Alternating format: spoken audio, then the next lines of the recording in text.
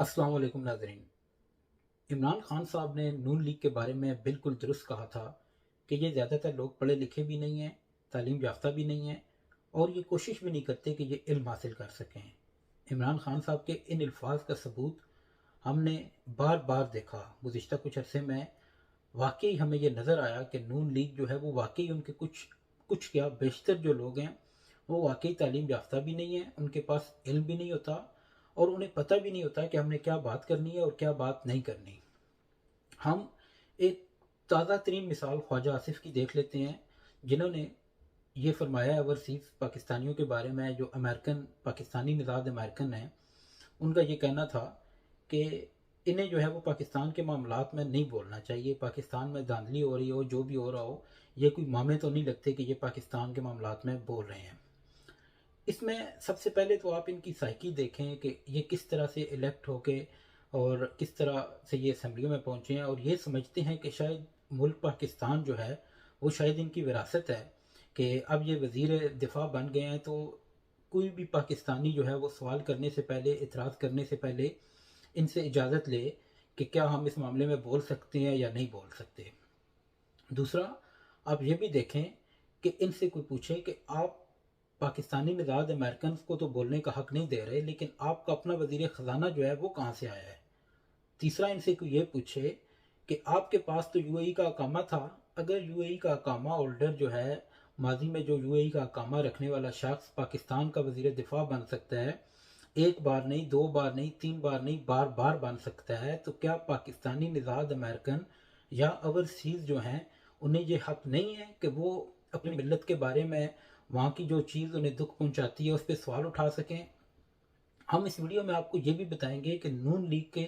जो बेशतर लोग, ख़ास तौर पर ख्वाजा आसिफ जैसे लोग, इन्हें तकलीफ़ के ओवरसीज़ से, क्योंकि ख्वाजा आसिफ ने इससे पहले भी ये फरमाया था कि ओवरसीज़ जो हैं वो यूरोपियन कंट्रीज़ में रहने वाले जो लोग हैं, या अमेरिका में या कनाडा में, ये अपने मुर्दे दफनाने के लिए जो है वो पाकिस्तान में आ जाते हैं, बाकी सारी ज़िंदगी इनकी जो है वो बाहर गुजरती है।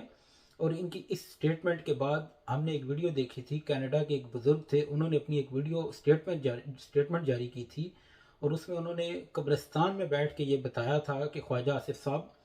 हमें पता था कि मुस्तकबिल में आप जैसे वज़ीर आएंगे, इसलिए मैं इस वक्त कब्रिस्तान में बैठा हुआ हूँ, मेरी तीसरी नस्ल है यहाँ पे, और ये देखें कि हमने यहाँ पे अपने लिए कब्र के लिए भी जो है वो ज़मीन ख़रीद ली है। क्योंकि ख्वाजा आसिफ साहब का ये, शायद उन्होंने इस तनाज़र में ही स्टेटमेंट दी थी कि ये मरने के बाद अपने मुर्दे दफनाने के लिए इधर आते हैं, तो उन बुज़ुर्ग ने ये दिखाया था कि हम मरने के बाद भी अगर आप कहते हैं तो हम नहीं आते, हमने ये अपनी ज़मीन जो है वो ख़रीद ली है अपनी कब्र के लिए भी। अब सवाल ये पैदा होता है यहाँ पे कि इन्हें तकलीफ़ क्या है, ओवरसीज़ इनके अंदर इतना शऊर क्यों नहीं है कि ये क्या बात करने जा रहे हैं। 1 करोड़ से ज़ायद ओवरसीज़ पाकिस्तानी जो पाकिस्तान की मईशत में इंतहाई अहम किरदार अदा कर रहे हैं, बजाय इसके कि ये उन्हें अप्रिशिएट करें, पाकिस्तान का नाम रोशन कर रहे हैं, उन्हें अप्रिशिएट करने के बजाय ये उन पे तनकीद कर रहे हैं। और ये तनकीद इसलिए कर रहे हैं क्योंकि ओवरसीज़ पाकिस्तानी, ख़ास तौर पर एक चीज़ यहाँ पे ये भी है कि खलीजी ममालिक में बसने वाले लोग जो हैं वो ये उन लोगों को लाइक करते हैं, इसलिए नहीं कि वो कोई ख़ास वजह इसके पीछे, बल्कि इसलिए लाइक करते हैं कि वो इन पे तनकीद नहीं कर सकते। जिन ममालिक में वो रहते हैं वहाँ की हुकूमतें सख्त हैं और उनकी हुकूमतें जो हैं वो इन्हें इजाज़त नहीं देती कि वो इन पे तनकीद कर सकें। यूरोपियन ममालिक में रहने वाले जो लोग हैं वो इनसे सवाल करते हैं, ये उनकी आवाज़ दबा नहीं सकते, जिसकी वजह से ये उन पे तनकीद करना शुरू कर देते हैं कि उन्हें हक नहीं है बोलने का। पाकिस्तान में गुज़िश्ता कुछ अरसे से ये एक बहुत ज़्यादा जो है वो एक प्रोपेगेंडा किया जा रहा है कि जो ओवरसीज़ लोग हैं उन्हें पाकिस्तान के मामलात में बोलने का हक नहीं है। भाई, इनसे कोई सवाल करे, ख्वाजा आसिफ जैसे और इन जैसे मज़ीद जो लोग ये कहते हैं कि ओवरसीज़ को हक नहीं है बोलने का, कि ओवरसीज़ को बोलने का हक क्यों नहीं है, आप उनसे ये हक कैसे छीन सकते हैं। आपकी जहाँ तक बस चलता है आपने वो तो किया, आपने ओवरसीज़ को वोट का हक तो नहीं देने दिया, लेकिन आप उनसे बोलने का हक कैसे छीन सकते हैं। आप ये कैसे कह सकते हैं कि ओवरसीज़ जो है वो सवाल ना करे, तनकीद ना करे, अगर पाकिस्तान में धांधली हो रही है तो क्यों ना करे। फिर आप इनका मेंटल लेवल आप देखें ख्वाजा आसिफ जैसे शख्स का, कि वो ये कह रहे हैं कि इनके पास अमेरिकन पासपोर्ट है। अब उनका माइंड ये है कि हर वो शख्स जो अमेरिका में बैठा हुआ है शायद उसके पास अमेरिका का पासपोर्ट है।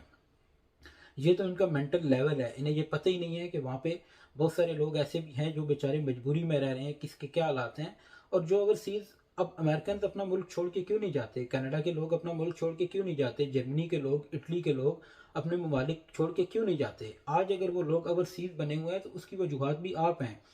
आप लोगों ने उन लोगों का जीना इस कदर मुश्किल कर दिया था पाकिस्तान में कि उन्हें मजबूरन अपना मुल्क छोड़ के जाना पड़ा, लेकिन इसके बावजूद वो अपने मुल्क को नहीं भूले। और आप ये चाहते हैं कि वो अपने मुल्क को भूल जाएं, ये कैसे मुमकिन है। और मेरी जो है वो पाकिस्तानी ओवरसीज़ जितने भी हैं, मैं उनसे ये उम्मीद करूँगा कि क्योंकि ख्वाजा आसिफ साहब मुसलसल जो है वो ओवरसीज़ और ख़ास तौर पर जो यूरोपियन कंट्रीज़ में रहने वाले लोग हैं उन पर तनकीद कर रहे होते हैं, तो उन्हें एक कम से कम ये मुतालबा ज़रूर करना चाहिए कि ख्वाजा आसिफ साहब जो है वो अपने इस बयान पे माफ़ी मांगें, पिछले वाले पे भी और इस पे भी जो है वो माफ़ी मांगें, और आइंदा मुस्तकबिल में ओवरसीज़ के बारे में कम से कम ऐसी बात ना की जाए जिसकी वजह से उन्हें तकलीफ़ पहुँचे। मतलब एक सिंपल अल्फाज में ख्वाजा आसिफ साहब शायद ये कहना चाह रहे हैं कि अब हम वज़ीर बन गए हैं, अब हम आ गए हैं, अब ये हमारी विरासत है,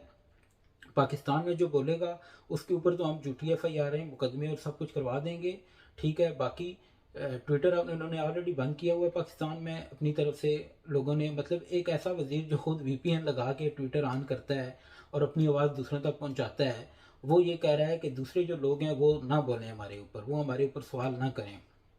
आपने ट्विटर भी बंद कर दिया, आपने पाकिस्तान में हर वो आवाज़ जो आपसे सवाल कर रही थी उसे दबाने की भरपूर कोशिश की और काफ़ी हद तक आपने जो है वो दबा भी ली। अब पाकिस्तानियों की आवाज़ आपने दबा ली, जो पाकिस्तान में रह रहे थे, बाहर वाले जो लोग हैं वो सवाल करते हैं तो उनके सवाल से आपको तकलीफ़ होती है। अब आप उनको जो है चाहते हैं कि वो भी ना सवाल करें, ये तो नहीं होगा, ये तो आपकी ख्वाहिश जो है वो किसी सूरत पूरी नहीं होगी। तनकीद तो आपके ऊपर होगी, और धांधली जैसे अहम मामले पे तो हर पाकिस्तानी तनकीद करेगा। आप हम ये फ़र्ज़ करें कि आप अगर ये आवाज़ दबाने में कामयाब भी हो जाते हैं तो ये तो तारीख बन चुकी है। जिस कदर वसी पैमाने पे पाकिस्तान में धांधली हुई है, ये अब तारीख बन चुकी है। ये जब भी पाकिस्तान में पाकिस्तान की तारीख लिखी जाएगी, नॉर्मली हम ये कहते थे कि जब भी कोई गैर जानबदार मौरख तारीख लिखेगा तो वो ये लिखेगा। इस वक्त तो मैं ये कहता हूँ कि आप ये तारीख जो है वो किसी जानबदार से भी लिखवाएं, चाहे ना परवेज़ भट्ट से तारीख लिखवा लें, वो भी जब लिखेंगी पाकिस्तान की तारीख तो उसमें उन्हें मजबूरन इस धांधली का जो है वो जिक्र करना ही पड़ेगा। तो लिहाजा इस धांधली की आवाज़ को तो आप नहीं दबा सकते। आप शायद 2-4 माह 5 माह जब तक आपकी हुकूमत है, साल 2 साल, आप अगर पाकिस्तान के अंदर से उठने वाली आवाज़ें दबा लें, बाहर वाली तो नहीं दबा सकेंगे। लेकिन ये एक तारीख बन चुकी है, ये तारीख में लिखा जाएगा जिस कदर वसी पैमाने पर धांधली की गई, कि किस तरह जो है वो हुकूमत लाई गई थी, किस तरह कि आपके जो मतलब कि ना कोई काबिलियत थी, ना कुछ और था, ना लोगों की तरफ से, पब्लिक की तरफ से जो है वो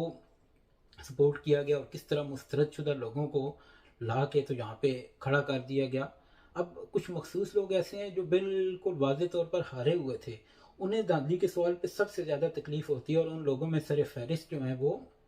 ख्वाजा आसिफ साहब हैं। जबकि इन्हीं की अपनी जमात के अंदर से भी जो है वो आवाज़ें उठ रही हैं धांधली के बारे में। आप देखें जावेद लतीफ़ साहब जो है वो हर दूसरे दिन टॉक शोज़ में बोल रहे होते हैं धांधली के बारे में। इनकी अपनी जमात के और बहुत से लोग जो हैं वो बात कर चुके हैं धांधली के मामले पे। तो इनकी ये ख्वाहिश क्यों है, इन्हें ये तकलीफ़ क्यों है, ये क्यों चाहते हैं कि जो ओवरसीज़ हैं वो बोलना बंद कर दें। पाकिस्तान के मामलात में ओवरसीज़ तो बोलेंगे और हर सूरत बोलेंगे, आप जितनी कोशिश कर सकते हैं आप करवा लें। अगर आप समझते हैं कि आप उन्हें खामोश करवा सकते हैं तो आपका एक आखिरी हरबा था जो आपने कर लिया है, ट्विटर को आपने बंद कर दिया है, उसके बाद आपके पास कोई ऑप्शन बचता नहीं है कि आप करेंगे। तो आप कोशिश कर लें, अगर कामयाब होते हैं तो ये भी ट्राई करके देख लें। लेकिन जहाँ तक मैं आपको बताऊंगा कि अगर आप कामयाब हो भी जाते हैं तो ये एक तारीख बन चुकी है, इसे तारीख में लिखा जाएगा। आप तारीख को कभी भी फरामोश नहीं कर सकेंगे।